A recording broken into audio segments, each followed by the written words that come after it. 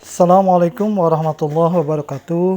Bahasan kita pada kali ini tentang artikel. Artikel adalah tulisan yang berisi pendapat, ide atau fakta yang isinya mengkritisi, mendidik atau menghibur yang ditulis secara singkat dan lengkap serta disebarluaskan melalui media massa baik online maupun offline. Artikel ilmiah populer merupakan karya ilmiah yang bentuk, isi, dan bahasanya menggunakan kaidah-kaidah keilmuan serta disajikan dalam bahasa yang santai dan mudah dipahami oleh masyarakat pada umumnya. Artikel jurnal adalah karya tulis yang dirancang untuk dimuat dalam jurnal atau buku kumpulan artikel yang ditulis dengan tata cara ilmiah dan mengikuti pedoman atau konvensi ilmiah yang telah disepakati atau ditetapkan. Berkaitan dengan karya ilmiah, sebuah karya ilmiah memiliki syarat. Yang pertama, isi kajiannya berada pada lingkup pengetahuan ilmiah. Langkah pengerjaannya dijiwai atau menggunakan metode berpikir ilmiah. Sosok tampilannya sesuai atau telah memenuhi persyaratan sebagai satu sosok tulisan ilmiah. Begitupun dengan artikel. Sebagai sebuah karya ilmiah, artikel ilmiah ini mesti memenuhi 3 syarat tersebut. Sedangkan ciri-ciri tulisan ilmiah yang pertama strukturnya. Struktur sajian karya ilmiah biasanya terdiri dari bagian awal, bagian inti, dan bagian penunjang. Bagian awal merupakan pengantar ke bagian inti. Bagian inti merupakan sajian gagasan pokok yang ingin disampaikan. Komponennya berisi pendahuluan, isi, dan penutup. Bagian penunjang diantaranya daftar pustaka. Untuk artikel ilmiah jurnal, bagian awal mempersyaratkan adanya abstrak. Yang kedua, sikap penulis. Sikap penulis adalah objektif, disampaikan dengan menggunakan kata atau gaya bahasa impersonal. Yang ketiga, penggunaan bahasa. Bahasa yang digunakan adalah bahasa baku, tercermin dari pilihan kata atau istilah dan kalimat-kalimat yang efektif dengan struktur yang baku. Adapun karakteristik artikel ilmiah populer, yang pertama, ini berisi opini tentang suatu masalah atau peristiwa disertai fakta empiris dan teori pendukung. Yang kedua, gaya bahasanya gaya bahasa populer atau bahasa media atau jurnalistik. Bahasanya sederhana, mudah dipahami masyarakat, singkat dan efektif. Yang ketiga, isinya ini berupa ringkasan hasil, model piramida terbalik menjanjikan fakta terpenting dan penting. Yang keempat, menerjemahkan bahasa iptek yang sulit ke dalam bahasa yang dimengerti secara umum. Yang kelima, isinya mudah dicerna karena berkaitan erat dengan kejadian sehari-hari. Yang keenam, memperkenalkan ilmu atau temuan baru serta mengaitkan dengan kebutuhan masyarakat. Yang ketujuh, ini sebagai sarana komunikasi antara ilmuwan dan masyarakat. Berdasarkan isinya, ada beberapa tulisan artikel. Yang pertama, artikel deskripsi. Pada artikel ini, karangan memberikan gambaran tentang kasus atau situasi sehingga pembaca seolah-olah melihat, mendengar, atau merasa. Artikel narasi. Dalam tulisan sederhananya sering dikenal sebagai cerita. Dalam narasi bisa berupa peristiwa atau kejadian secara kronologis. Narasi ini bisa berupa narasi yang berisi fakta, seperti halnya biografi, autobiografi, atau kisah pengalaman. Artikel eksposisi ini berisi penjelasan dari topik dalam rangka memberikan informasi tambahan atau pengetahuan untuk pembaca. Untuk memperjelas, dapat pula dalam artikel ini dilengkapi dengan grafik, gambar, atau statistik. Artikel argumentasi. Artikel ini bertujuan untuk membuktikan kebenaran pendapat atau kesimpulan dengan data, fakta sebagai alasan atau sebagai bukti. Menurut argumen penulis, mengharapkan pembenaran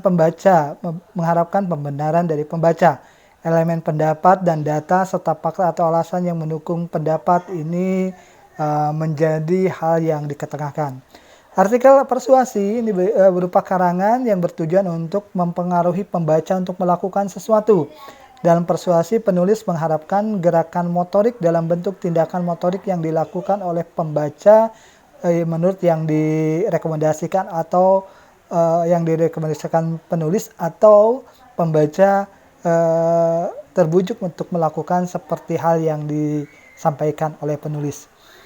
Artikel eksplorasi ini berupa tulisan yang berisi ungkapan dari fakta-fakta menurut sudut pandang si penulis. Kemudian ada artikel prediktif memuat tentang sesuatu yang sifatnya akan atau belum terjadi menurut analisa si penulis.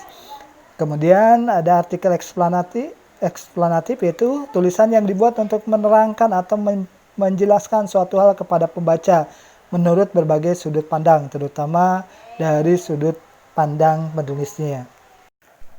Struktur tulisan artikel ilmiah populer yaitu pertama head atau judul, kemudian yang kedua byline atau nama penulis, yang ketiga intro atau pendahuluan, yang keempat bridging atau penghubung intro dengan isi tulisan berupa identifikasi masalah atau pertanyaan atau pernyataan, yang kelima body yaitu isi tulisan atau uraian yang biasanya terdiri atas sub-subjudul.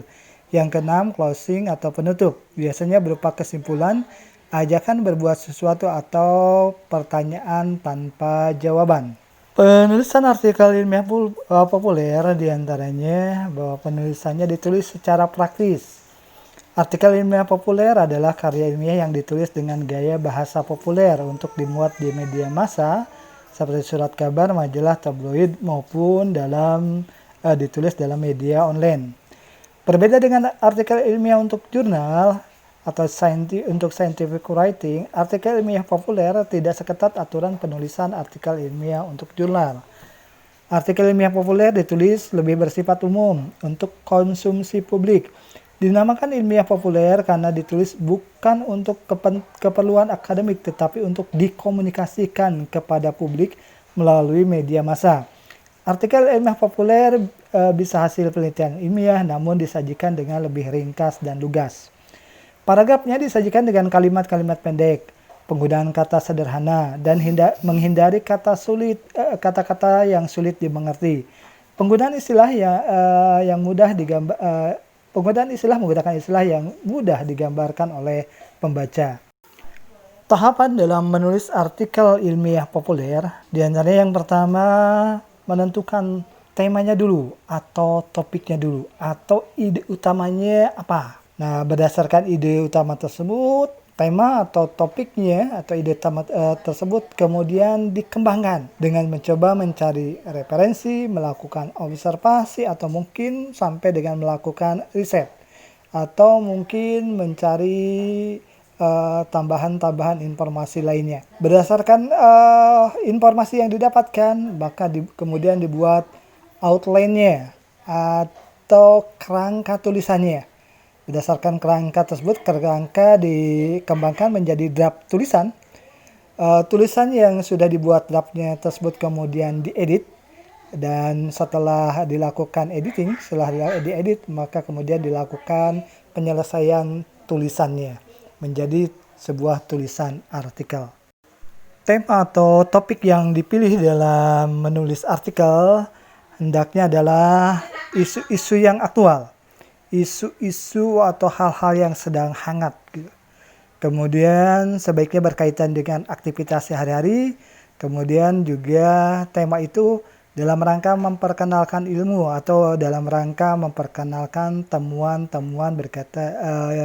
temuan-temuan yang baru. Tema yang sudah dipilih atau yang sudah ditetapkan untuk dikembangkan dalam artikel, tema tersebut bisa dikembangkan dengan cara kronologis, yaitu mengembangkan tema itu berdasarkan satuan waktu.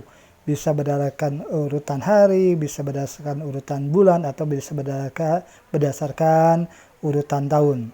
Bisa juga dikembangkan berdasarkan proses, yaitu tahapan-tahapan mungkin kejadiannya, tahapan-tahapan peristiwanya. Bisa juga dikembangkan dengan cara deduksi, yaitu dikembangkan dengan cara dari hal umum ke hal khusus atau sebaliknya. Dengan cara induksi dari hal khusus kemudian dikembangkan menjadi hal-hal umum. Misalnya berkaitan dengan dari teori ke empiri, atau dari rumus ke penerapan, atau dari dalil ke fakta. Bisa pula dikembangkan dengan cara reportase atau menceritakan peristiwa seperti hanya laporan hasil observasi atau laporan hasil eksperimen ilmiah. Berikut adalah contoh artikel ilmiah populer. Mengenal lebih dekat tentang pola hidup sehat, ini judul artikelnya. Kemudian dengan kode 1, kemudian kode 2 ini adalah kolom atau tempat untuk menulis nama penulisnya. Kemudian nomor 3 dan sekaligus ini digabung dengan nomor 4 ini pendahuluan dan penghubung intronya. Paragraf berikutnya yang diberi kode 5 ini adalah bagian isi. Paragraf 3, 4, dan 5 ini merupakan paragraf isi. Kemudian paragraf diberi nomor tadi dengan kode 5. Kemudian paragraf yang ke-6 diberi nomor kode 6 ini adalah bagian dari penutup artikel. Contoh artikel ini diambil dari internet dengan sumber http://media pembelajaran efektif blogspot.com 2017 bulan April, yaitu contoh artikel kesehatan mengenai lebih yang diambil pada hari Selasa tanggal 6 Oktober tahun 2020. Berikutnya ini berkaitan dengan artikel jurnal.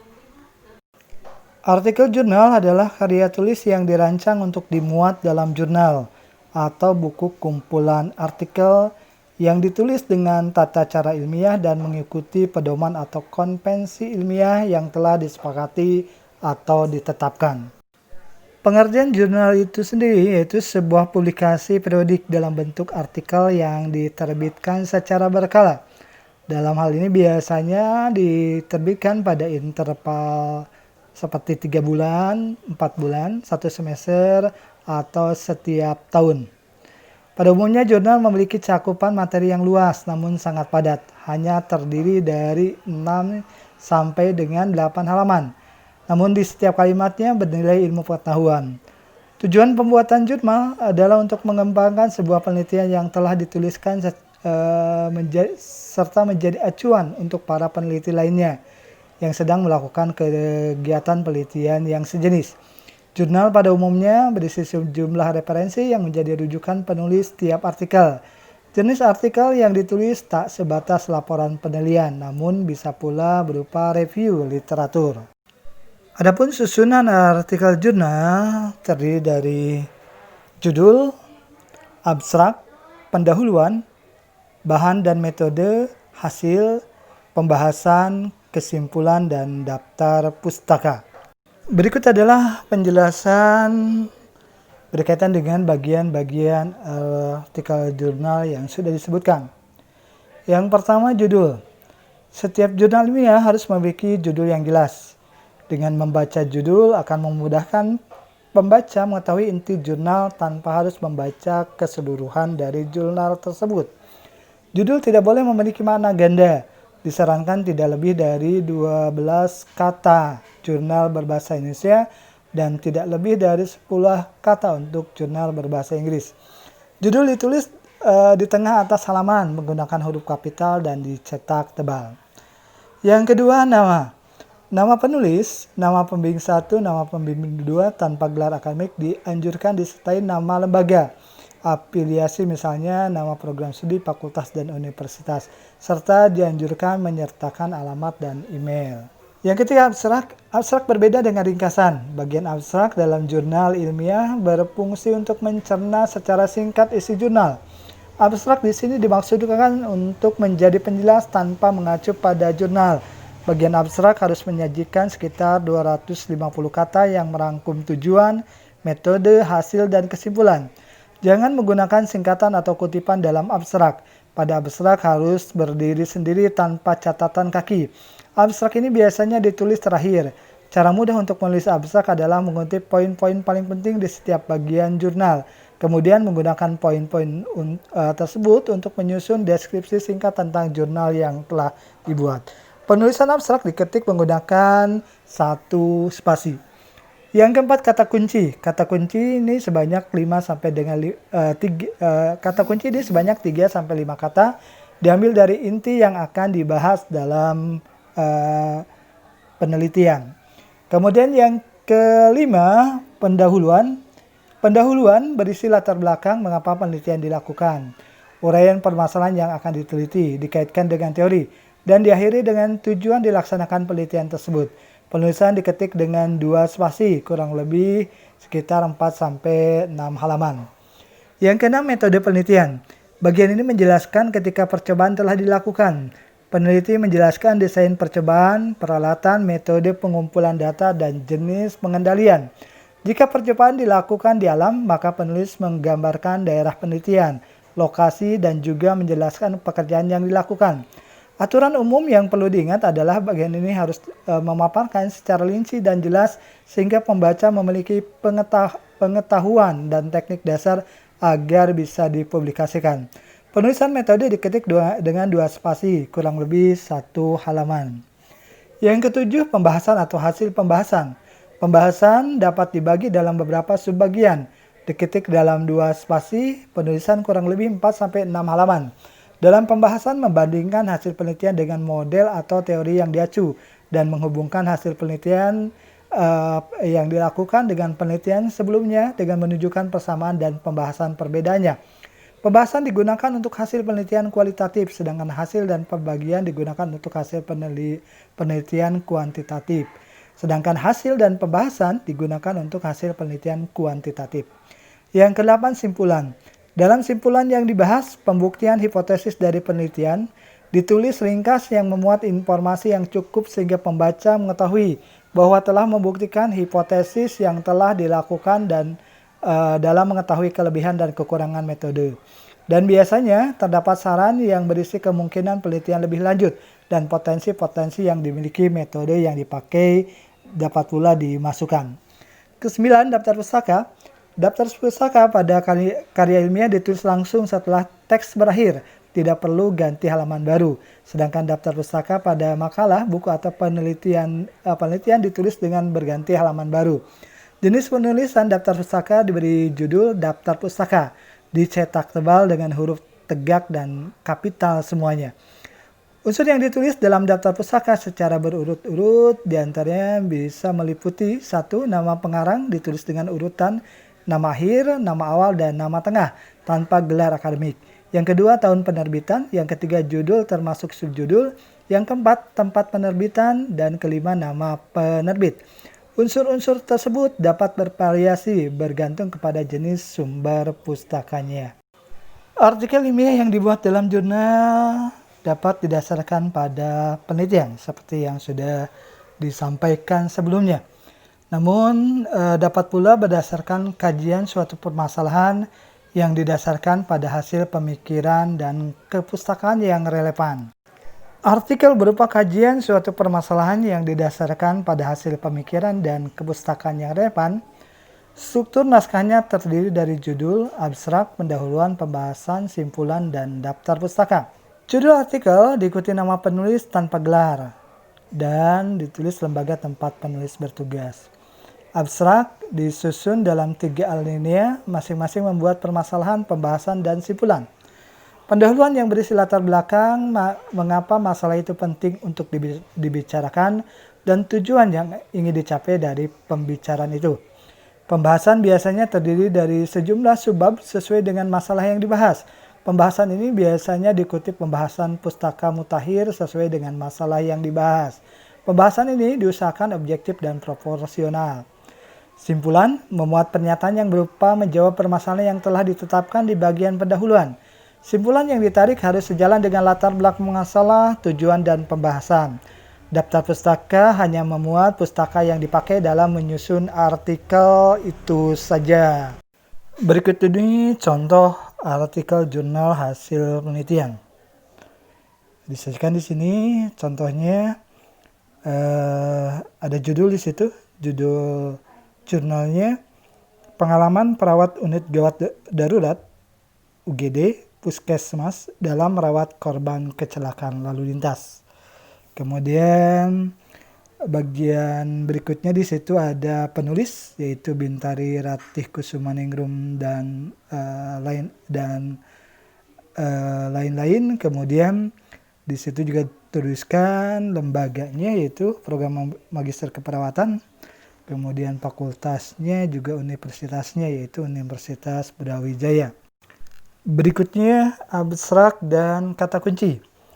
Abstrak dan kata kuncinya menggunakan dua bahasa. Pertama, abstrak dan kata kunci menggunakan bahasa Indonesia. Kemudian yang kedua, abstrak dan kata kunci menggunakan bahasa Inggris. Berikutnya disajikan contoh pendahuluannya, yaitu berisi tentang mulai tulisan tentang kecelakaan lalu lintas merupakan masalah yang menjadi perhatian publik akhir-akhir ini. Kemudian mengutip beberapa pendapat ahli, termasuk pendapat dari Kementerian Kesehatan Republik Indonesia.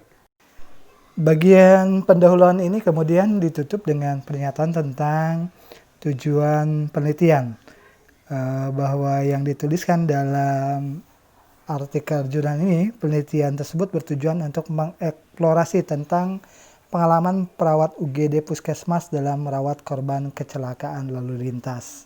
Selanjutnya disajikan tentang metodenya. Metode tersebut berisi tentang metode penelitian yang digunakan, kemudian tentang data yang dikumpulkan, termasuk juga metode pengumpulan datanya. Selanjutnya disajikan hasil penelitian. Hasil penelitian ini pertama tentang tema 1, yaitu hasil penelitian tentang ketidakberdayaan perawat pada saat merawat korban kecelakaan lalu lintas. Dalam sajian hasil ini menyampaikan pernyataan beberapa partisipan yang memang menjadi subjek dalam penelitian ini, mulai dari partisipan pertama, kedua, dan selanjutnya. Bahasan tema 1 ini kemudian dibagi menjadi beberapa bagian subtema. Subtema 3 diantaranya membahas tentang kehilangan otoritas yang menjadi bagian dari tema yang pertama. Bahasan tersebut diantaranya dengan cara mengutip beberapa dialog yang disampaikan oleh partisipan dalam penelitian ini. Subtema 4 membahas tentang tuntutan hukum yang datanya diambil dari beberapa partisipan. Kemudian subtema 5 membahas tentang insentif, dan ini juga datanya diambil dari pernyataan beberapa partisipan. Tema yang kedua membahas tentang merasakan respon emosional dalam proses berubah. Ini juga datanya diambil dari pernyataan beberapa partisipan. Berikutnya dalam tulisan ini disajikan tentang pembahasan. Pembahasan yang pertama yaitu tentang ketidakberdayaan perawat dalam merawat korban kecelakaan lalu lintas. Pada bahasan ini diantaranya membahas tentang hasil penelitian yang kemudian dibahas berdasarkan beberapa teori yang digunakan dalam bagian kajian teori yang digunakan oleh penelitinya. Hasil penelitian yang dibahas berdasarkan teori-teori yang digunakan tersebut diantaranya membahas tentang kehilangan otoritas dan kurangnya insentif. Bahasan berikutnya yaitu tentang merasakan respon emosional dalam proses berubah. Pembahasan tentang merasakan respon emosional dalam proses berubah.